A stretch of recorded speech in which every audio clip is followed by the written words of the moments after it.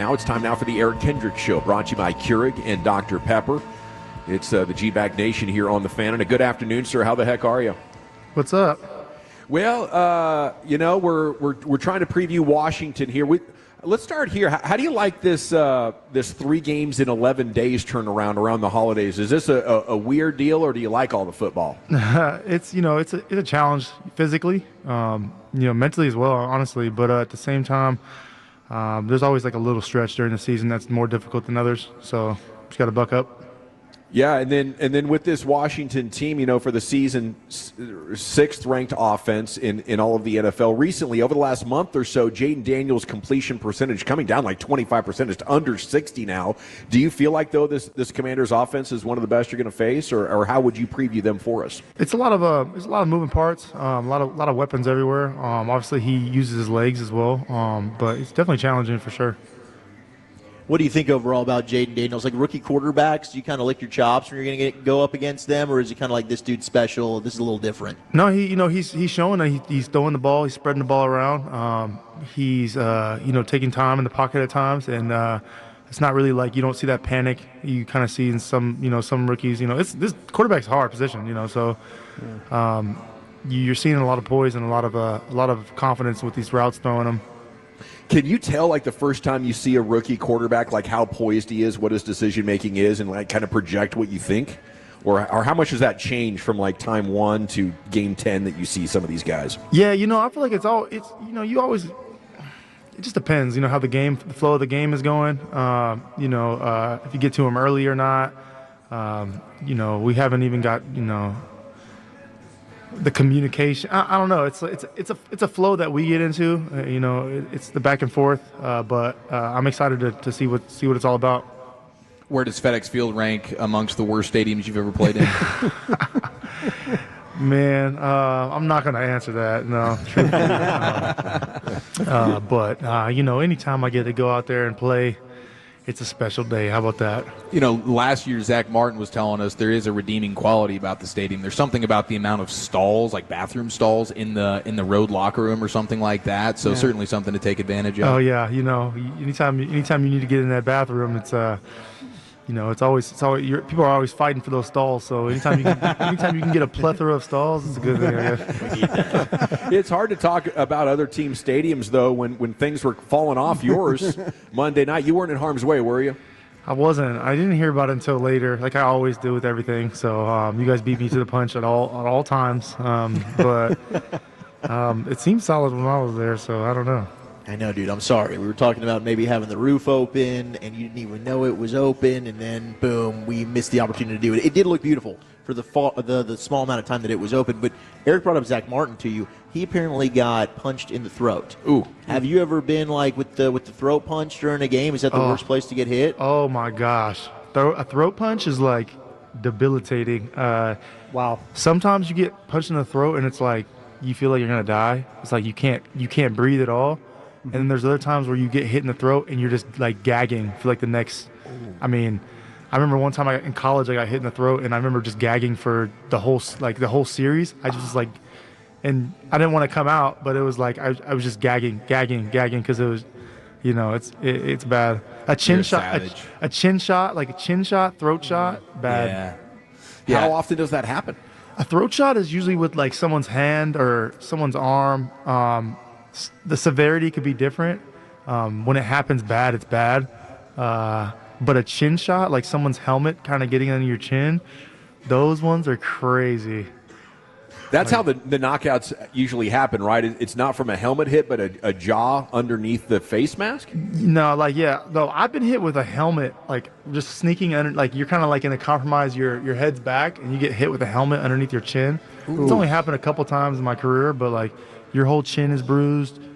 When you put your chin strap on, you can't, it's bad. Did you even realize that Zach Martin had been throat punched, or did we just break that news to you? No, you just broke the news to me, but I could feel his pain on that one. He's a savage beast animal, dude. I mean, my goodness, the amount of injuries that he's been fighting through this year. But seeing him up close, you've played against him before, and now seeing him up close, I mean, he's kind of a marvel.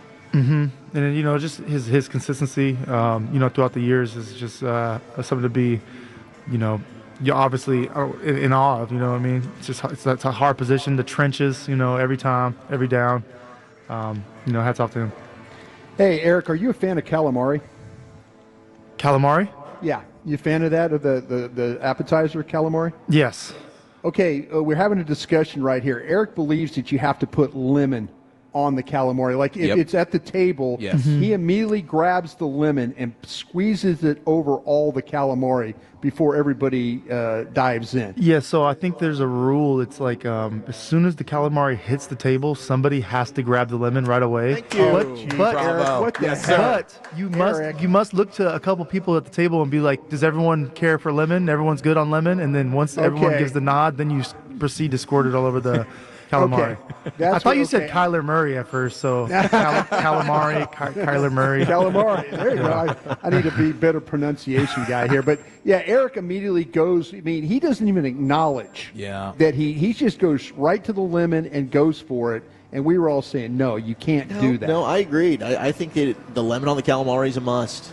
I think that's the play right there. Yeah, I think I admire your courage of that, and I think that I would also commend your effort for getting to it as fast as possible. But I think me personally, I would check with my table mates before I proceeded. Well, you're a better teammate than me, Eric. That's well documented. What would be the Eric Kendricks go-to appetizer? You sit down. The no-brainer order for appetizer is what? Man, the no-brainer, the pretty consistent, always is on the menu, like some type of Caesar salad, some type of side salad. Okay. Get it started. If they have a good soup that I like, I go for the soup as well. But an outlier, like a off the wall appetizer that I will always order if it's on the menu is bone marrow. Oh, there you go, Eric. If there's that thing. Yeah, if you there's a scrape bone that- marrow on the menu, yeah. I'm ordering it. That's a must. That's a must right there. We were talking with Zach Martin last year. He didn't like Thanksgiving food. Mm-hmm. Do you get in on Thanksgiving? Is this a big holiday for you? How do you feel about the Thanksgiving food? Listen, I love the idea of Thanksgiving. I love eating food and breaking bread with your family and friends. But the turkey, I mean, we do a prime rib at my house. That's a good plan. Respect. Good plan. We switch it. We do a lot of good things, and we keep the stuffing and the gravy and stuff like that. But like, I'm not a big stuffing dressing guy. You know what I mean? I'm not a big turkey guy. But I do love Thanksgiving, the meal. I mean, all respect, but they were down and out. They were down bad. Everything was gone. They had no food, so they just. They were down to their last resources. Last option was some turkey, Are you saying some that pumpkins. The Pilgrims? They ate pumpkins? Yeah. I mean, that's not a delicatessen type of item. So, but are you guys going to roll up your sleeves and get in there? Are you cooking it? You and the missus?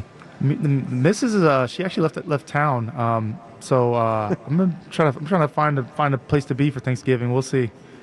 Wow. For I mean, I know where I'm going to be on Thanksgiving, but at the same time, we got to have a little meal sometime during that week. Have you ever played on Thanksgiving? I have.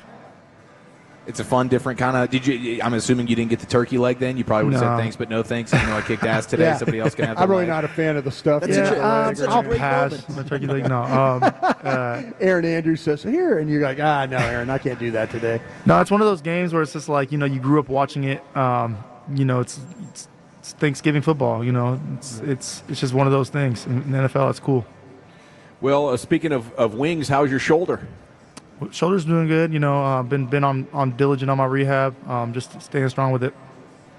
So here's a question for you, and I think players in these kind of situations where the season's not going great are in a weird spot. But like Micah Parsons the other day said, we're a damn good football team. Obviously, you want to be proud, you want to be confident. There's also a reality in a losing streak happening. So, how do you approach that sort of topic? Like, you are one of the better football teams in the entire world. I think that is a true statement. I think that I feel like there's a lot of you could look at the big picture of things and obviously what's the reality of the matter. But in the same breath, you got to keep things so small right now. You know what I mean? Do what you can. Try to help the team. And fight and claw, double down on some things if you need to, maybe you need to be more free in other areas, maybe you're too tense and uptight. So it's like, we need to find things that work know who you are personally, try to remain that that confident player individually, and bring the work ethic, bring the team aspect to it when we get to the game, because we're trying to get these wins. So this is your first year playing within the NFC East. You've gotten to face off against Filthy, the Giants, and then now you'll get Washington. How are you liking NFC East football and these rivalries? Obviously, you were in the NFC North for a long time. Packers, Vikings, that's big. Bears, Vikings. But the NFC East, maybe a little different? Yeah, I mean, it's football at the same time. The rivalries are different for me. Now that I'm in this league, like you said, they do mean more. They weigh more. But I've played these teams countless times, whether I was in whatever team I was in. So I think no, not last year, but yeah. I mean, anyway, I played Washington. I played the Giants. I played the Giants like a couple years in a row at times. Mm-hmm. Eagles, couple years in a row at times. So I know what they're about. I know what the away games are like. Everything. So you guys starting to get a little healthier on defense. Young guys, Nealon and Bland back at practice this week. How are they looking, and how do you like your chances of putting together a better effort here now that you're getting guys back? Good. Like you said, we're just trying to keep things small and get a win. I love it. Has the playbook sort of expanded a little bit? Blitz packages and stuff. Having Micah back and him and Overshown and some of the stuff that you guys are doing. Yeah, I feel like we're getting we have some new concepts, new alignments, assignments, all the above, like you said. Getting people back is crucial, and health is wealth. Eric Kendricks Show wrapping up here on 105.3 The Fan. Did you ever think about taking salary in Bitcoin? I don't know if you saw the news today. It's approaching $100,000. Eric. Yeah, I haven't thought about taking the salary in it, but definitely been paying attention to the coin. Right on. Well, give them hell out there. We'll be pulling for you, and we'll chat with you next week. All right, appreciate it. Take care.